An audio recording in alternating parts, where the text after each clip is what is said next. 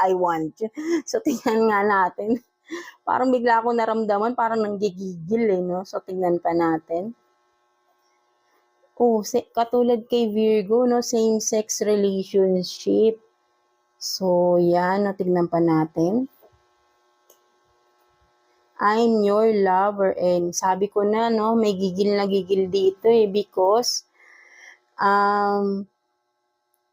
kumbaga, lover mo siya, you are with this relationship, but then lagi kayong nag-aaway, right? No? So, kumbaga, no, yan, no, Capricorn, for some of you, you are into this same-sex relationship, but genderless naman tayo rito, no, medyo mas malakas lang din talaga, no, like Virgo, no, maybe for some of you, you are dealing with Virgo rin, no, so yan, no, just, again, no, just take what's resonate for you, no, mga Capricorn, right, no, so you have this, no, same-sex relationship for some of you, no, I think you are still together, no, siguro lagi kayo talagang nag-aaway, no, so, kaya, 'di ba? Kasi I want you, no? So, talagang nanggigigil pa rin to because you are this, no? Nanggigigil kayo sa isa't isa, nag-aaway kayo, but then still you are this lover, no? Parang siguro ay aso't pusa kayo, no? Something like that, mga Capricorn, no? So,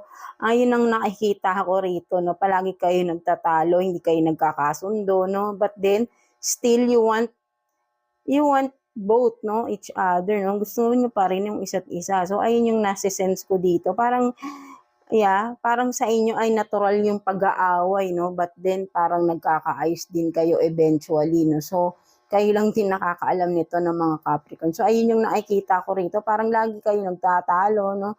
I'm your lover enemy, no. So, palagi kayo nagtatalo rito, but then still, nandyan pa rin naman eh, hindi naman kayo naghihiwalay, no, for some of you, Capricorn. So, ayun yung nasisense ko talaga rito na malakas, no. So, para kayong aso't pusa, no. So, medyo may ganun kayong intense sa inyong relationship, no. Kapag nag-aaway kayo, parang sobrang intense na akala mo maghihiwalay na, but then mayat maya, ayan na naman.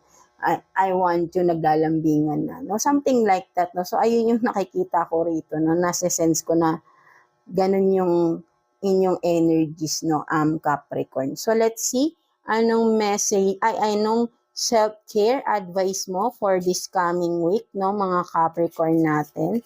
Self-care advice for this week, mga Capricorn. So, kuha tayo ng one card again, no, for you.